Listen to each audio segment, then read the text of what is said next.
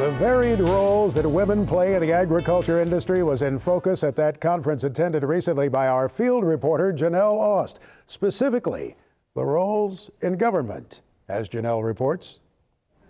One of the topics at the recent Women in Agribusiness Summit was on the rising number of women in leadership positions in Washington.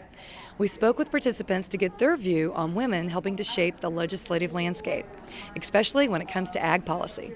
Well, it's great there's more women in government. I always think they get along better and they work harder, but I think there's a long way to go. Still, in Congress, there's only 19% of the members of Congress are women, so a long way to go. But I do think as that group grows, they're going to be more concerned about the food that their children eat, that their families eat, maybe in a different way than men elected officials. So I think our mission is to make sure we communicate to them that way. Having women in leadership positions in state policy and local government is important to the state of Indiana, in particular because we are working on developing a network.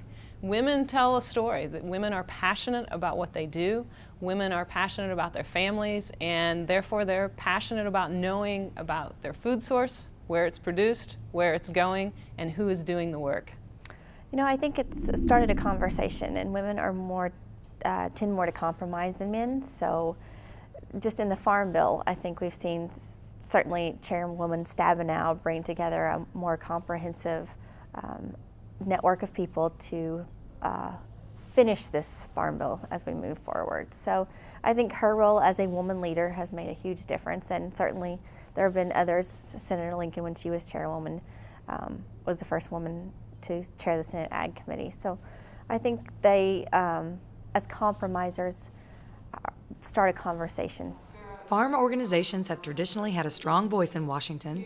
We asked if this was still the case, or do different agendas get in the way? You know, I think it's evolved over the years. I think they have had traditionally a great deal of influence on lawmakers over the years because of the large constituency they bring to the table.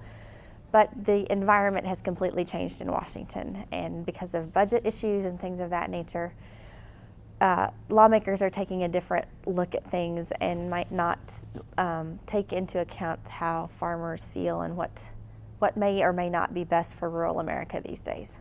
Reporting from Minneapolis, I'm JANELL Ost for This Week in Agribusiness.